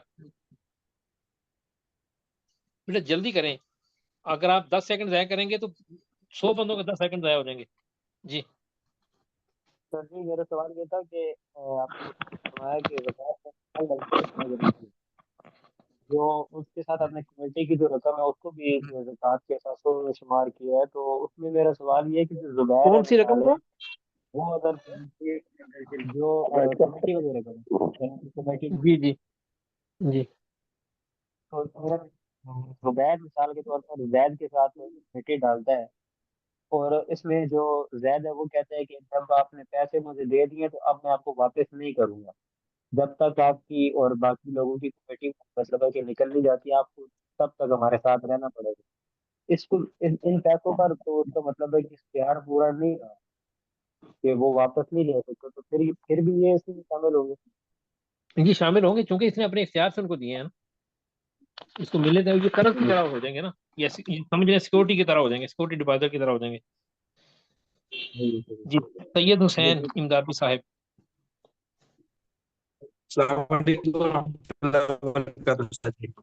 वालेकुम सलाम व बरकातहू। जी फरमाइए, उस्ताद जी फरमाइए, मुझको करना कोशिश कर। जी फरमाए फरमाए। उस्ताद जी मुझे ये पूछना था उस्ताद जी, जो आपने वो बताया कि कमेटी के अंदर पहले ही अगर कमेटी उठ जाती है तो बकिया उसको अदा करना है, तो आपने फरमाया था कि मैं बाद में इसका बताऊंगा, तो उस सिलसिले में पूछना था उस्ताद जी वो क्या हो। जी मैं बता चुका हूँ, वो हम पीछे बढ़ चुके हैं कि जब जैसे आपने कमेटी पहले उठा ली आपने और इस्तेमाल कर जी ली है, अब जो किस्तें उसकी बाकी हैं आपके जिम्मे, वो माइनस होंगी ना टोटल जी में से, वो माल जिम्मेदारियों में जी दैन में शुमार होंगी। जी ठीक है जी। जी ठीक है उस्ताद जी। जी जज़ाकल्लाह। चलो भाई करम, ठीक है। इसका इत्माम फरमाए। देखिए मैंने सलाम कर लिया, शुरू में आपने जवाब दे दिया, अब आप ना सलाम की बजाय सिर्फ सवाल करें ताकि हमारा वक्त ज्यादा कीमती बने। जज़ाकुमुल्लाह। जी भाई मिफ्ताहुल्लाह। तो उस्ताद जी, अभी एक गाड़ी खरीदी है जिसके हमने दो किस्तों में रकम बनी है, एक तो अभी बनेंगे, एक तो 2 साल के बाद बनेंगे। तो इस तरह की तरतीब में ज़कात जो 2 साल वाली जो बनना है उसको माइनस करना है या नहीं? जी इस पर ना आगे बात आ रही है। देखिए अगर किसी आदमी ने फर्ज कर रहे हैं कि मैं आपसे कर्ज लेता हूँ, या आप चले कोई आप किसी से कर्ज लेते हैं और आप कर्ज का तय करते हैं कि मैं 1 लाख रुपए इस साल दूंगा, 1 लाख अगले साल दूंगा, तो वो जो इस साल आपके जिम्मे वाजिबुल अदा है ना, वो माइनस होगा, वो दूसरा वाला नहीं। इस 1 साल की रकम उसमें होती है। ये जो होते हैं ना तवीलुल मियादी कर्जे, जो लॉन्ग ड्यूरेशन कर्जे होते हैं, जो 1 साल से लंबे होते हैं, वो उस पर आगे बात तफसील से आ रही है इंशाल्लाह। जज़ाकल्लाह। जी भाई रबीउल अस्सलाम इस्लाम। वालेकुम। जी साकिब। जी उस्ताद जी, मेरा सवाल ये है, जो तिजारती माल होता है ना, उस पे जब हम ज़कात कैलकुलेट करेंगे, वो हम परचेज प्राइस पे करेंगे कि सेलिंग प्राइस जी मार्केट प्राइस इस वक्त, आज की जो मार्केट प्राइस है ना, वो असल तो ये बेहतर है, दोनों तरह कर सकते, दोनों राय उलमा की हैं। लेकिन असल ये है कि उसकी जो अभी की एक्चुअल जो मार्केट वैल्यू है ना, अगर आप उस चीज को अभी मार्केट में ओपन बेचना चाहें तो जाहिर है वो सेल परचेज के दरमियान में जाती होती है। तो वो असल वो है, बाकी वो अब जितना गुड़ डालेंगे उतना मीठा हो जाएगा। आप अगर उसको जो है ना वो सेल प्राइस पे करेंगे तो थोड़ी ज़कात की रकम ज्यादा बन जाएगी, आपका फायदा ज्यादा हो जाएगा, आपको ज्यादा स्वाब मिल जाएगा। और अगर आप परचेजिंग पे भी करते हैं तो इसकी भी गुंजाइश है, लेकिन वो आपका स्वाब कम हो जाएगा। पैसे थोड़े तो स्वाब भी थोड़ा, जितना थोड़ा गुड़ डालेंगे उतना मीठा कम होगा। ये अब आप पर है, आप कितना मीठा खाना चाहते हैं। जी भाई नुमान। अभी फ्लैट बुक कराया रहाइश के लिए, उसने जो पैसे दिए रहने की नियत से कराया था, तो उस पर क्या ज़कात होगी? जी नहीं, उस बुक करवाया है और पैसे दे रहे हैं ना। जी दे रहे हैं, फ्लैट बन रहा है या जी उस आहिस्ता पर आहिस्ता नहीं होगी। बनाया जो है? जी नहीं, उस पर नहीं होगी। वो चूंकि आपने रहने की नीयत से करवाया है, अगर आपने जो है ना वो सेल करने की नीयत से करवाया होता तो फिर उस वक्त उसकी जो एक्चुअल वैल्यू होती है ना, उस पर ज़कात होती। वो इंशाल्लाह कल आगे तफसील इसकी आ रही है। इंशाल्लाह। जी महमूद भाई। उस्ताद जी सवाल ये, कल हमने आपने पढ़ाया था कि जो सोना है इस्तेमाल में उस पर ज़कात नहीं होगी, और अभी आपने वो एक हदीस भी पढ़ी कि जिनके हाथों में कंगन थे, नबी सर ने कहा कि ये इसका ज़कात नहीं है। तो नहीं, ये अगर मैंने कल ऐसा कहा है तो मैंने गलत कहा। मैंने ऐसा, मुझे नहीं याद कि मैंने ऐसे कहा हो, अगर कहा तो वो गलत था। सोने पर तो ज़कात होती ही होती है, वो इस्तेमाल का हो या इस्तेमाल का ना हो। मुझे नहीं याद कि मैंने ऐसा कुछ कहा था। अगर मैंने कहा अच्छा, तो मैं अल्लाह ताला से भी माफी मांगता हूँ और आपसे भी मादरत करता हूँ। तो ऐसा नहीं है, सोने पर तो ज़कात होती होती है। और एक मिजाज दूसरा सवाल ये है कि अगर कर्ज किसी को दिया है और मतलब कर्ज वो अदा नहीं कर रहा है, या वो वक्त गुजर चुका है, या आने की उम्मीद भी नहीं है, तो उस सूरत में क्या हम उसका ज़कात देते हैं? जी नहीं, उस पर ज़कात नहीं होती। जज़ाकल्लाह। जी भाई मोहम्मद नदीम ताहिर साहब। जी अस्सलाम वालेकुम वरहमतुल्लाहि उस्ताद। वालेकुम सलाम वरहमतुल्लाह। जी फरमाइए फरमाइए। जी जी उस्ताद जी, ये अगर मेरा दो सवाल है। पहले मैंने एक चीज़ें अमेज़न से खरीदा हूँ, तो उसने मुझे मेरा पैसा काट लिया, और हो सकता है 1 महीना या 2 महीना आते जो प्रोडक्ट है वो आएगा, तो उस पैसे के लिए ज़कात होगा? देखिए, दो चीजें अलग अलग हैं। एक ये है कि आप उसकी प्री बुकिंग, एडवांस बुकिंग करवा लें, वो अलग चीज है। एक है कि आपने वो चीज पर खरीद ली है, वो चीज वहां से आपके मानो अब शिपिंग में टाइम लग रहा है, तो वो उसमें तो मसला नहीं, वो तो चीज आपकी हो चुकी है, अभी पहुंची है, आपके पास नहीं है, रास्ते में शिपिंग के लिए है, वो चीज के आप मालिक बन चुके हैं, उस पर ज़कात, उस पैसे पर ज़कात नहीं होगी। एक है ठीक कि है आप सर जी। किसी को, दूसरा, हाँ, जी जी जी जी जी जी जी चले, सर, आप आगे ठीक है। चलें। दूसरा सवाल सर जी, अगर मेरे पास सोना है, जितना जो ग्राम आपने बताया जकात के ऊपर है, वो कम है, यानी गोल्ड कम है, मगर मेरा कैश ज्यादा है, तो उस गोल्ड जकात नहीं है और कैश जकात होगा? अ, आपने कास्ट की बात की है, कास्ट ज्यादा है? कैश कैश यानी नकदी नकदी। कैश कैश कैश जी, जी कैश। कैश, ठीक है, अच्छा मैं जी। दोबारा सवाल पूछ रहा था। मेरे मैं पास, समझ गया हूँ। आपके ठीक पास है सर, कुछ सोना है और कुछ कैश है। जी जी, और ठीक कैश है से जी, बहुत ज्यादा है, जैसे 10 लाख के मतलब है, जी जी। मगर सोना बहुत कम है, तो जकात सोना नहीं होगा? नहीं नहीं, देखें, you have some cash and some gold, आप उनको टोटल करेंगे, ठीक है, यू विल नहीं नहीं, टोटल, उर्दू समझता है, थोड़ा टोटल थोड़ा हम समझते सर। उर्दू समझते हैं। चलो ठीक है, जी माशा जी, समझते हैं तो ठीक है, मैं इंग्लिश थोड़ी थोड़ी जानता हूँ, आप उर्दू थोड़ी थोड़ी जानते हैं, तो चलो गुजारा चल जाएगा। ठीक है, अच्छा, अल्हम्दुलिल्लाह। तो अल्हम्दुलिल्लाह, देखें, आपके पास कुछ कैश है और कुछ गोल्ड है, आप उन दोनों का जी टोटल कर लें, उन दोनों का टोटल करके देखें, अगर वो चांदी यानी सिल्वर की प्राइस को पहुंच जाता है तो वहाँ पर ज़कात है। टोटल कर लें, गोल्ड का भी जो प्राइस है, गोल्ड की जो प्राइस वैल्यू बनती है वो वैल्यू लिख लें, और कैश टोटल कर लें, तो फर्ज करें जी आपके पास 1 लाख रुपए का कैश है, गोल्ड है, और 10 लाख कैश है, टोटल बन गया 11 लाख, उस 11 लाख पर ठीक आप है। यहाँ, ज़कात देंगे। यहाँ मेरा एक कंफ्यूजन है सर जी, कंफ्यूजन है कि ये गोल्ड वैल्यू जो हमने आपने कहा चांदी का वैल्यू करेगा, तो हाँ ये है ना, ये क्यों हम ये क्यों करते हैं? जी, ये सवाल ये है जो सर जी। कंफ्यूजन है, मैं समझ गया हूँ। असल में इससे बड़ी एक और कंफ्यूजन है, उसको हम ना आखिरी दिन बात कर कर उस पर इंशाल्लाह थोड़ी सी तफसील से बात करेंगे। ठीक है, तो इसको अब थोड़ा 2-3 दिन के लिए पेंडिंग कर लें, उसको हम ना आखिर में इंशाल्लाह इस पर बात करेंगे। ठीक है सर, और जज़ाकल्लाह। बाकी ओके। यहाँ मैं ये बता देता हूँ कि हम चांदी को निसाब क्यों बनाते हैं, क्योंकि हदीस पाक में ना सोने और चांदी दोनों का जिक्र है, कि इतना सोना हो या इतनी चांदी हो तो उस पर ज़कात होती है। अब असल में हुआ ये कि ये जो जदीद बैंकिंग सिस्टम दुनिया में चला, और कुछ जी जी जी वो जो लोग थे, उन्होंने ये तय किया कि हमने दुनिया की मैशत को कंट्रोल करना है।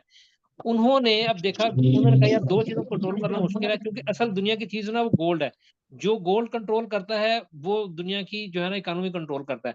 अब उन्होंने कहा यार, यूं करो कि चांदी की वैल्यू इतनी कम कर दो, इसको इतना डिग्रेड नीचे ले जाओ कि अब अगर कोई मुल्क अब अगर चांदी को स्टॉक करना चाहे, तो इसकी स्टॉक को जमा करने और इसकी हिफाजत पर इतना पैसा लगेगा जो सिल्वर की कीमत से ऊपर चला जाएगा।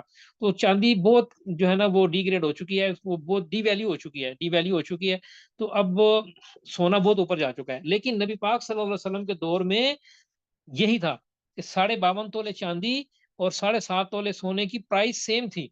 अब बाद में जो है ना ये मौजूदा इस तरह किया गया है, ये इसके पीछे एक बहुत बड़ा साजिश है, लेकिन चूंकि हदीस पाक में 52.5 तोले चांदी का जिक्र मिलता है, इतनी मिकदार का वैल्यू का मिलता है, इसलिए हम इसको मयार बनाते हैं कि वो हो या ये हो तो ज़कात हो जाएगी। मजीद इंशाल्लाह ताला आखिरी दिन हम इस पर थोड़ी सी बात करेंगे।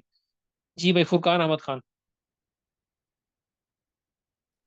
उस्ताद जी, अगर जैसा पहले गुल्लक में पैसे जमा करते थे, लेकिन वो 3-4 साल से ऐसे रखे हुए रह गए कि उन पर नज़र ही नहीं पड़ी, और फिर इस साल देखे तो उनकी ज़कात कैसी होंगी? और दूसरा सवाल ये है कि अगर जिस दिन साहिब निसाब हुए वो तारीख याद ना रहे, उसका क्या है? जी जी, जब आपने गुल्लक खोला है, तोड़ा है, तो उसको देख लें कितनी अमाउंट उसमें पड़ी हुई है और कितने साल से पड़ी हुई है, उतने सालों की ज़कात अदा करें। फर्ज करें 1 लाख रुपया निकला है, 1 लाख पे 2,500 2,500 ज़कात होती है, तो 3 साल से आपने नहीं दी हुई, तो 500 जो है ना अदा कर दें, 3 सालों की ज़कात।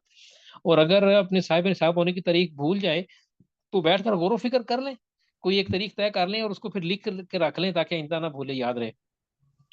वो जो पैसे गुल्लक में थे, मतलब उनका लेट ज़कात अदा करना वो गुनाह होगा? नहीं, उम्मीद है अल्लाह तबारक व तआला, क्योंकि आपने जानबूझ के तो नहीं किया ना, जानबूझ के नहीं किया, वो तो रह गया गलती से, तो गलती माफ होती है। जी, मोहम्मद आईफोन।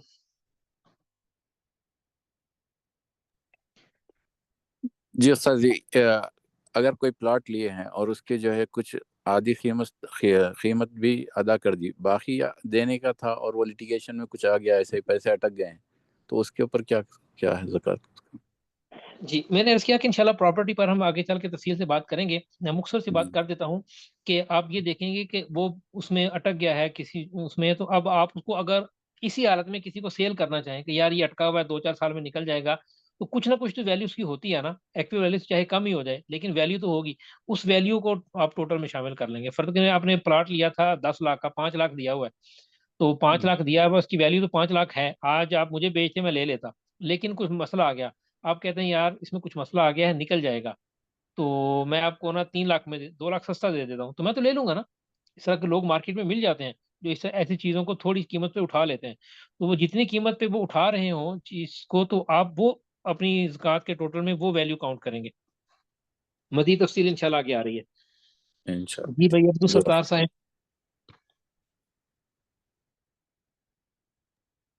अब्दुल सत्तार साहब। उस्ताद मोहतरम, मैंने पूछना था कि मेरे ऊपर जो ज़कात बन रही है ना वो 30,000 है, लेकिन मेरे जी, ऊपर जो वो 2-2.5 लाख का है ना, तो अगर इसमें से मैं माइनस करता हूँ तो ये तो जीरो हो जाता है ना। आप पर कर्जा कितना है? 2-2.5 लाख है। नहीं, ज़कात 30,000 ज़कात पता है कितनी रकम की बनती है? 40 से ज़रब दें तो आपको पता चलेगा। आप यानी आपके पास कैश ज़कात बन रही है, उसको छोड़ दें। आप ये बताएं आपके पास कैश कितना है?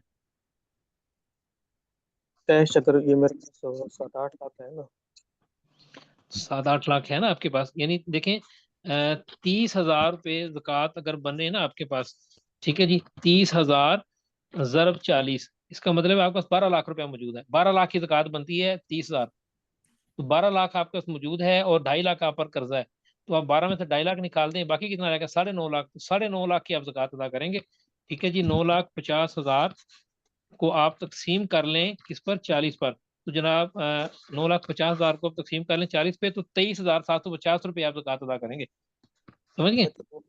ये अच्छा, वो तकसीम बाद में करना है, पहले वो माइनस करके। ठीक है। जी जी जी, तो ज़कात ज़कात को में से माइनस नहीं करने हैं, टोटल जो कैश में उसमें से माइनस करने हैं। ठीक ठीक है उस्ताद जी, समझ गया जी। जी भाई शाहिद खान। उस्ताद मोहतरम, ये जो सोने की जो रकम है, वो फॉर एग्जांपल 4 तोले सोना है, तो उसको जब हम बेचने जाते हैं मार्केट में तो वो 25% रिड्यूस करता है, डिडक्शन करता है वो। तो क्या हमें उसकी एक्चुअल कीमत से करना पड़ेगा, ये जो डिडक्शन है वो उस कीमत से कैलकुलेशन करनी पड़ेगी? जी पहली बात, पहले तो मैं एक आपको मशवरा दूंगा, फिर मसला बताऊंगा। मशवरा दूंगा कि जिस ज्वेलर को आप बेचना चाहते हैं ना, वो ज्वेलर बदलें। 25% डिडक्शन नहीं होती, बहुत बड़ी डिडक्शन कर रहे हैं। वो थोड़ी बहुत होती है, इतनी ज्यादा नहीं होती। अच्छा, मैंने अर्ज किया कि आपके पास जो गोल्ड है ना, उस गोल्ड के कैरेट होंगे। आप मार्क वहाँ जी चेक कर लें कि 22 कैरेट का क्या रेट चल रहा है, गूगल पे चेक कर लें और उसको जो है ना खुद हिसाब कर लें। वो आसान है, उसके लिए आपको मार्केट में जाके वो हिसाब लगाने की भी जरूरत नहीं पड़ती। ठीक है सर जी। जी भाई रिजवान लगारी।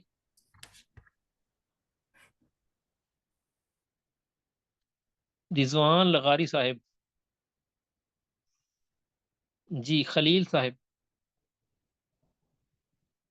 जी हजरत ये पूछना था, मेरे पास प्लॉट रखे हुए हैं, अब वो लिए थे, लेकिन अब नियत ये थी आगे मतलब बहुत साल बाद रेट बढ़ा तो बेचेंगे, या अगर बीच में जरूरत पड़ी तो बेचेंगे। तो अब ये तिजारती माल में आता है, तो इसकी ज़कात निकालना या अब अभी भी और नियत यही है? अभी नियत यही है। अभी मतलब वो ऐसी जगह ले लिए जैसा दूर शहर से बहुत हटके, जिसके बाद एक 5 साल 10 साल के बाद वहाँ वैल्यू बढ़ेंगी, तो जब बेचेंगे, या अगर हो सकता उसमें बना के किराए के लिए देंगे। कोई ऐसा मतलब तयशुदा नहीं है। एक चल इसको ना, ये प्लॉट की ज़कात ना इंशाल्लाह कल या परसों आ रही है, फिर उस पर तफसील से बात वहाँ अच्छा कर लेंगे इंशाल्लाह। अच्छा, दूसरा जी ये था कि कुछ सोना था, यही फर्ज कर 10 तोले, और वो भेजे थे मतलब तिजारत के लिए इंडिया को। तो और वो बीच में जो सो वो जब्त हो गया वो, तो अभी उसकी मिलने की उम्मीद है, पता नहीं कब मिलेगा, लेकिन तो जब मिलेगा तो उसकी ज़कात निकालना पड़ेगा या नहीं, क्योंकि वो लोगों से कर्ज लेके भी लिए थे और तिजारत के लिए वो कर रहे थे। अल्लाह तबारक व तआला आपके लिए आसानी फरमाए और वो आप जल्द आपको मिल जाए। बस ऐसा सोना बेचना हो तो बेचने की बजाय उसका जेवर बनाकर अपनी बेगम को पहना देते, वो भी खुश हो जाती और जेवर भी मिल जाती और वो जब्त भी ना होता। तो बिस्किट की शक्ल में भेजेंगे फिर तो जब्त होगा। ये तो हर जगह दुनिया में एयरपोर्ट्स पे लिखा होता है कि जो बिस्किट वाला सोना है ना, वो उसकी इजाजत नहीं है। अल्लाह ताला आपके लिए आसानियां फरमाए। तो बहरहाल अगर उसकी मिलने की उम्मीद है तो फिर तो ज़कात तो होगी उस पर। अच्छा, जी चाहे जी साल रिजवान, गुजरे या ना। ठीक अल्लाह ताला आसानियां फरमाए, अल्लाह करे वो जल्दी आपको मिल जाए। है। जी भाई आमीन रिजवान आमीन साहब। आमीन। जी उस्ताद जी, सवाल ये है कि मेरी दादा दादा की बहुत सी भैंसें, उसने मुझे एक भैंस दी है। अब पूछना ये है कि उस भैंस को मैंने अपने पास नहीं रखा, मेरे अब्बू ने अपने पास नहीं रखा, किसी दूसरे को दे दिए। जैसा कि हम हमारे मुआशरे में निस्बत पे देते हैं, अपनी रकम जी जमा करके, मतलब ये भैंस 30 लाख की है, आगे जो भी मुनाफा होगा जी 30 लाख निकाल के बकाया जो रकम बनेगी दिहारे उसका पर जानवर देना। जी जी, दो आप दो सवाल दो पूछ रहे हैं, हिस्से वो में। तरकीब इसकी समझ लें, उसको दिहारे पे देना कहते हैं, जानवर दिहारे पे दिया हुआ है। आगे जी मसला क्या है? मसला ये है कि उस भैंस में ज़कात होगी कि नहीं। नहीं, पहली बात तो ये समझ लें कि जानवर को इस तरह दिहारे पर देना जायज़ नहीं है। इसकी ये सूरत जो हमारे यहाँ राय जाना, ये जायज़ नहीं है। इसकी जायज़ सूरतें और होती हैं, वो इंशाल्लाह आप वहाँ किसी कोर्स में शामिल हो तो आपको फिर बता देंगे जायज इंशाल्लाह। और बाकी इस पर ज़कात नहीं होगी, इस पर ज़कात नहीं होती। ये माली तिजारत तो नहीं है ना। देना जायज नहीं है। नहीं, ये जिस तरह हमारे, आप कहाँ से बात कर रहे हैं, इलाका कौन सा है आपका? मैं सिंध से जी, सिंध से। सिंध से, वहाँ वो सिंध और पंजाब का वो रफ़े किया है। वो जिस तरह जानवरों को ना दिहारे पे देते हैं ना, ये जायज़ नहीं है। कि वो कहते हैं या तो अगर जो बच्चे देगा तो बच्चे की आधे आधे होंगे, या जब बेचे आज अगर उसकी वैल्यू 1 लाख है, जब कल को बेचेंगे फिर 2 लाख की बेचेगी, तो जो एक्चुअल वैल्यू निकाल कर जो प्रॉफिट होगा वो 50-50 होगा। यही होता है ना, ये जायज़ नहीं है इस तरह। मुझे वापसी लेना जी भाई चाहिए ना, नूर जी, तो वापसी लेना चाहिए भैंस को है। बिल्कुल हाँ, वो वापस ले लें उसे, उसको खर्चा वर्चा दे दें जितना उसने उसको खिदमत शिदमत किया, उसको कुछ 2 4 5 10 हज़ार दे दें। और बाकी भैंस जी लें वो और रखें और दूध पिए, दूध शूध पिए, मक्खन बनाएं। और जब देसी घी तैयार हो तो मुझे बताएं, मैं भी सिंध का चक्कर लगा लूंगा देसी घी खाने के लिए। जी भाई नूर रहमान। जजाकुम। भाई नूर रहमान। जी उस्ताद जी, हक महर के बारे में पूछना था। फॉर एग्जाम्पल, एक आदमी भूल गया हो उसका हक महर क्या है, कब हुआ, बहुत पुरानी बात है, मतलब जहन में है ही नहीं, फिर क्या करे? आप कह रहे हैं जैसे मतलब ये कर्ज होता है, एक मतलब एक पॉइंट हो सकता है कि भूल गया हो, बिल्कुल पता ही नहीं हो कितना है। जी जैसे बचपन में अब्बे ने शादी करा दी हो, उसको पता ही ना जी चला जी। हो। अरे, तो बस वो बेगम को कुछ आजकल के हिसाब से कुछ थोड़े ज्यादा पैसे दे दें, उसको कुछ वो तो लाख, दो हमेशा लाख, होते 3 लाख रहता है, दे दें। हाँ, वो तो उसको हमेशा दें, उसे होते कि भाई रहता है अकमर साथ में। मुझे याद है। हाँ, उसको अकमर दें। और अकमर अच्छा देना चाहिए। हमारे यहाँ मशहूर है जी महर फातमी। हजरत फातिमा रज़ियल्लाहु का महर पता कितना था? आजकल की करेंसी के एतबार से तकरीबन 3.5 लाख रुपया बनता है। और हमारे यहाँ 5-10 हज़ार रुपया रख के बड़ा खुश हो जाते हैं, बड़ी दीनदारी। कोई दीनदारी नहीं है, अकमर थोड़ा रखना, अकमर अच्छा होना चाहिए। तो बेगम साहबा को काफी सारे पैसे दें, उनसे कहें जी बेगम साहबा आपका अकमर है, तो अब अपनी खुशी से वापस करना चाहती है तो कर दे, उसको तरगीब ना दें वापस करने की। तो उसको दे दें और वो कह दे उससे कि भाई बाकी ना वो कमी जाती माफ करो अल्लाह वास्ते, तो वो माफ कर दे, बस मामला खत्म हो गया। जज़ाकल्लाह खैर, जज़ाकल्लाह खैर। जी भाई नदीम ताहिर। ये मैं भाई नूर रहमान आपके सवाल में एक और बात करता जाऊं। बीवी को जी हुकूक देने का मतलब जी ये सर नहीं जी। होता कि या बीवियों के हुकूक पर बात करने का मतलब ये नहीं होता कि बंदा बीवी के थल्ले लगा हुआ है। ये ना कहना को साजी बीवी थल्ले लगे ने हमेशा सनवे यही कहते हैं हमें कि बीवियों का ख्याल करो, बीवियों का ख्याल करो। ये हमारी शरीयत हमें हुक्म देती है कि इनका ख्याल करो। अल्लाह ताला ने सिफारिश की है कुरान करीम में, वाशिरूहुन्ना बिल मारूफ। हमारे दादा पीर शाह की मोहम्मद अख्तर साहब रहमतुल्लाह अलैह फरमाया करते थे कि ये वो मखलूक है जिसकी सिफारिश अल्लाह ताला ने की है। अल्लाह ताला ने कहा सुभान अल्लाह। वाशिरूहुन्ना बिल मारूफ, इनके साथ अच्छे तरीके से जिंदगी गुजारा करो, अच्छा तरीके से। तो इनके हकूक का ख्याल रखना चाहिए, ये अल्लाह ताला का है। ठीक है। इंशाअल्लाह अब इसका इंशाअल्लाह, मतलब ये नहीं होता जज़ाकल्लाह कि खैर। बंदा वो नीचे लगा हुआ है। हाँ, ये समझ लें। वैसे भी अब मुझे तो खैर आपने क्या कहना है, मैं तो आपको उस्ताद हूँ, लेकिन हमारे माशरे में मशहूर है। वो कहते हैं भाई गरीब आदमी बीवी का ख्याल करे तो कहते हैं रन मुरीद है। और अगर कोई अमीर आदमी करे तो वो, या ताकतवर आदमी बीवी का क्या ख्याल करे तो कहते हैं जी बड़ी अंडरस्टैंडिंग है माशाल्लाह, दोनों में बड़ी अंडरस्टैंडिंग है। उसको रन मुरीद कहें तो वो आगे से थप्पड़ मारेगा, तो वो उसको रन मुरीद तो नहीं कहते, वो कहते हैं बड़ी अंडरस्टैंडिंग है जी। तो खैर अपनी जो है उस्ताद ना जी, वो अंडरस्टैंडिंग रखें। अपनी अपनी जी इस्लाह के लिए, और लोग जो भी कहे कहने दो ना, हम अपने इस्लाह करना है बस। जज़ाकल्लाह खैर। हाँ जी, जज़ाकल्लाह। चलें जी भाई नदीम ताहिर। जी सलाम अलैकुम सर जी। सर जी, अगर एक बंदा मुसाफिर हो गया और ज़कात और कुर्बानी वाजिब इसके ऊपर है। मैं बकरीद की बात कर रहा हूँ। तो ज़कात लाजिमी देना है या वापसी में ज़कात और कुर्बानी वापसी देना है। देखें, मुसाफिर पर तो कुर्बानी नहीं होती, याद रखें। मुसाफिर पर हालत सफर में कुर्बानी वाजिब नहीं होती। वो देना चाहता है तो दे दे, उसको अजर मिलेगा, बाकी उस पर वाजिब नहीं होती। ज़कात बहरहाल वाजिब होती है। ज़कात का ताल्लुक सफर और हज़र के साथ नहीं है। ठीक है, ओके ओके, जज़ाकल्लाह।